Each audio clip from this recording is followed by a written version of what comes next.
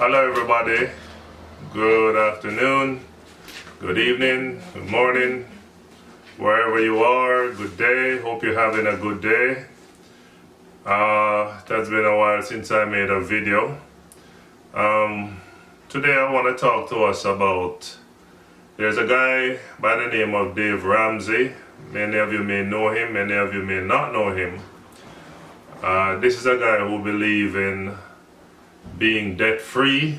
He helped millions of people to become debt-free. His philosophy is that you should not get into debt because debt is bad and it will ruin you financially. There's another guy by the name of Cardone, very popular guy who invests in real estate. He believes in using debt to build wealth. So also is a guy by the name of Rich Dad, Poor Dad, Robert Kiyosaki. Now the question is, which one of these guys are right and which one is wrong?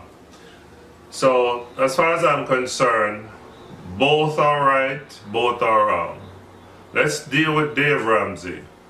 Dave Ramsey teaches you that to build wealth and to be wealthy, you must first of all pay off all your debts, and then after you pay off your debts, then you start building wealth from there. While Cardone says you must just borrow money and buy real estate and build wealth. I don't know. Let's say both of them have points that are important. Like the debt-free is very important because to be debt-free means that you can now build wealth. But it's difficult to build wealth using cash. Where are you going to get the money to buy a house? Where are you going to get the money to buy a real good car? Dave Ramsey believes in not buying a car on credit. I've tried to buy second-hand cars, but that can be a pain in the neck. And that's what I would think that I wanted to talk to you about today. Buying a second-hand car, most times like here in Canada, it is not certified because the owner does not have the money to certify or doesn't care. You want to sell it as is. So when they sell you that car, it becomes your problem. Whatever problem the car has becomes your problem. And that to me is no good. I have had a few experiences of buying second-hand car. And let me tell you something, the car smoke. When it's not smoke, its brake line is no good. So you pay $3,500 for the car and you got to spend $3,000 to fix this car. Now that makes no sense to me. Yes, you won't have a monthly payment to fix it and forget it. But the problem is that car is now old, macheted, can break down on you. Same way. When you buy a new car on credit, here's the advantage. You get to have it here and you get to have it now. You're living for the present. You don't care about tomorrow. So you have the car now. You have a nice car. You are almost guaranteed, not that new car don't break down, but the likelihood is very limited. But you can have that new car now and pay a monthly payment. Yeah? And have a nice car. While the old car, you buy the car, you fix it up, it still are going to give you some problems to maintain. So sometimes, as they say, 6 of one, half dozen of the other. It's like same difference, they would say. So I don't know that I subscribe to everything that Dave Ramsey says, that you must always buy an old car and don't take on a car loan and all of that. For me, the question is, can you afford it? Do you have a job? Do you have a stable job? Do you have stable income to afford your car? That is the question. Not the debt, but the question is, can you afford the debt? And that's why I will agree with some things Cardone says, that you have to do your due diligence in calculating to see if you're going to buy some real estate with debt. Then you have to know what you're doing by doing the calculation to see if you're in a positive cash flow or a negative one. If you're in a negative cash flow, then it simply means that you're going to be taking money out of your pocket to finance the negative cash flow, right? To make up for the payments. But if it's a positive cash flow after you've paid off all your expense, there's a little thing that you have every month, then that makes sense. And if you're using debt, you're using debt to your advantage. So I can't say I am 100% with Dave Ramsey, and I can't say I'm 100% with Cardone. With Cardone now, when you have a lot of debt, if people move out on you, if something goes bad in the economy, if the prices of real estate going down, well, they'll tell you that you always get your rent. But stuff can happen, eh? Stuff can happen and leave you in a dire straits, and then now comes the trouble of you're not able to pay your monthly mortgage or whatever to service your debt. Now that becomes a big problem, right? So who's right, who's wrong? As far as I'm concerned, there are advantages and disadvantages to everything in life. There's no, I've always said one thing I've learned in life, there are no absolutes. You take a risk and you do what you need to do. So like right now, for me personally, I've been pang-panging with old cars, and it's so frustrating. I've bought 2 cars within the last 2 weeks. And I've had to basically sell back one, and now I'm thinking about selling the other one because the money's going to take me to fix this car up. I'm wondering, does it make sense? When I can go and take out a car in credit and just pay my monthly servicing the car loan, and I'm happy because I can go Timbuktu with that car, not worrying about it's gonna fall apart on me on the road, and I have a peace of mind. So yeah, you see paint on my hand, I was just painting. Right, so it all depends on what your situation is. So I can't use my situation to say my situation should be your situation. My situation is the ideal for everybody. No, it doesn't work like that. Everybody has got to know where they stand, how much risk are they willing to take if it's debt, if you're going cash, it's going to take you forever to buy anything cash because most of us don't make enough money to have any extra. You and I know that. When we get our paycheck just simply goes to pay all the bills. There's hardly anything to save. You know, one of the things that upsets me sometimes when I hear people say, oh, the people are in crisis, retirement crisis, because they didn't save enough, or people not saving enough towards retirement. What the hell do you leave us with when we get our pay?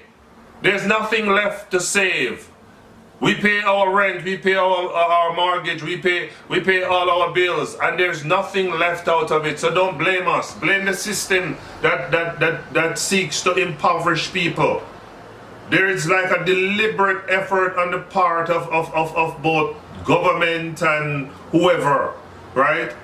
Companies, big corporations, to have people enslaved. Because when you are lacking in money, you have to work so damn hard and you become a slave, literal slave, right? So there's no absolute when it comes to certain things, right? So anyway, I missed my train of thought, but the whole point of the matter is, it's everybody have to know what they're doing. I am home right now. I make videos when I get depressed. because I had an accident some time ago, have terrible back problems. I mean, the other day I just went to my garden to do some weeding. I couldn't believe the amount of pain that I was in. And I wonder if I will ever get back to work because it's so difficult. I don't know who will tolerate my absence from work or who will tolerate me, you know, having all these issues, because when you've been in an accident, when you're in pain, there's a lot of depression that goes along with it, a lot of all kind of negativity that goes with it. Yeah, so I'm glad I have this little outlet on YouTube to voice whatever comes to mind. And my thing is, because I was a financial advisor back in Jamaica, I make these videos to kind of ease some of my stress and hope that I'm educating people to make proper financial decision. I'm not a millionaire, not even close, but I still think I have knowledge of some financial principles that I employ in my life, and it works like magic. If you employ it, it will work. But as I say, I won't prescribe anything because I don't work in that capacity. Again, people have to just know their situation before you take on debt. Know whether you can service the debt, right? And that's very much key in taking on debt. Know how it's gonna be paid. If you don't know where the money is coming from to service that debt, be careful, because one of the worst kind of misery I have learned is financial misery. And it can ruin your relationship with your girlfriend, your husband, your wife. It can ruin your family. I mean, when you see your car being repossessed or your house being foreclosed, it's misery.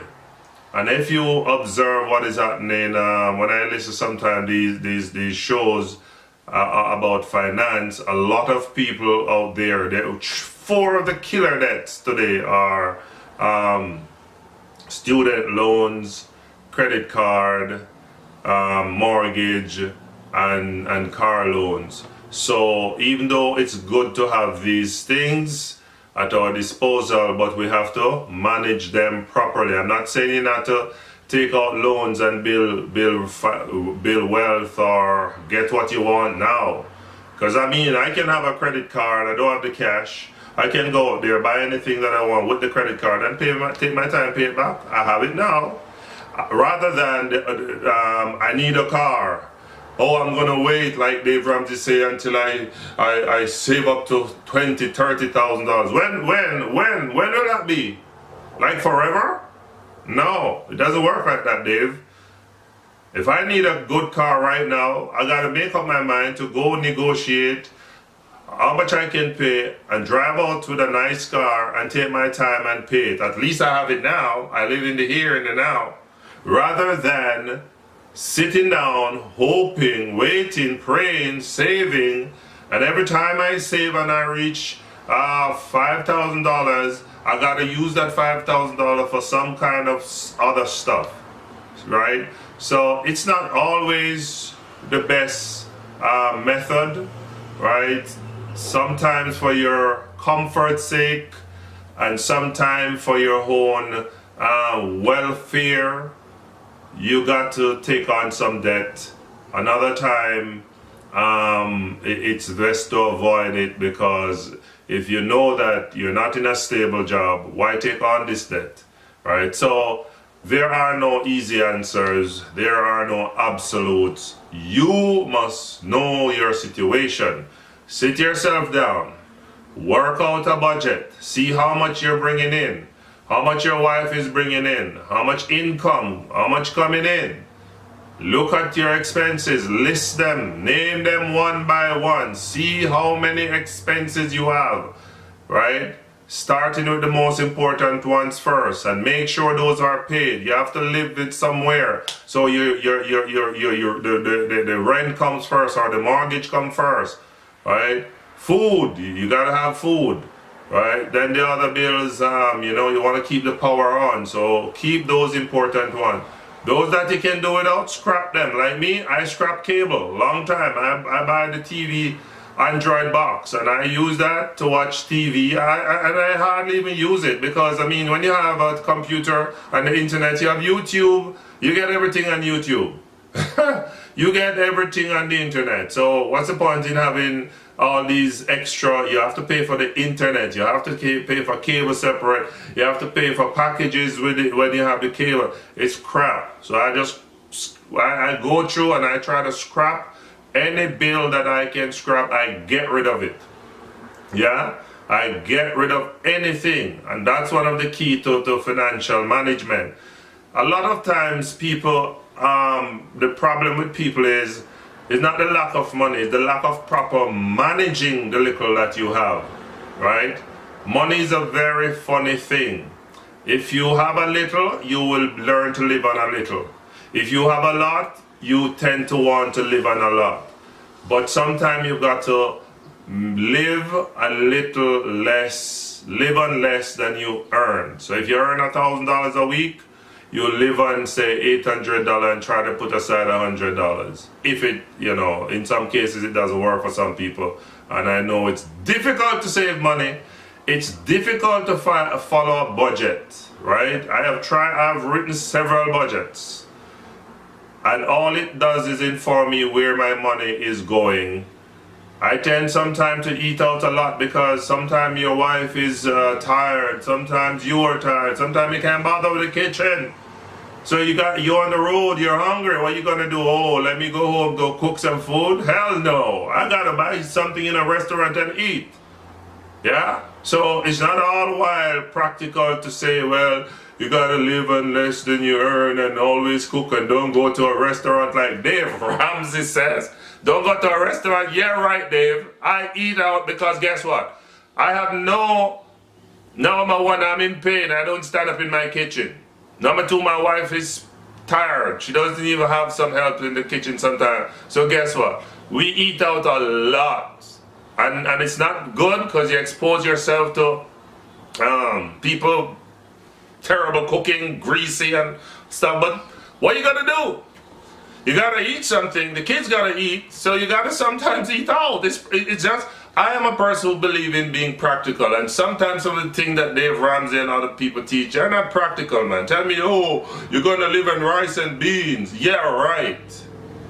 What about when I can't stand up to cook the rice and I can't stand up to cook the beans? What are you gonna tell me? I must die of hunger, Dave? Hell no. So I eat out when it's necessary. I find a good restaurant and I eat out, right?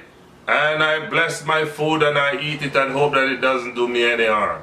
But don't tell me it's always practical to follow some of these recommendations that some guys are giving, like Dave Ramsey and even Cardone, yeah? So I just thought I would share that with you, everybody. I hope that you learned something from this.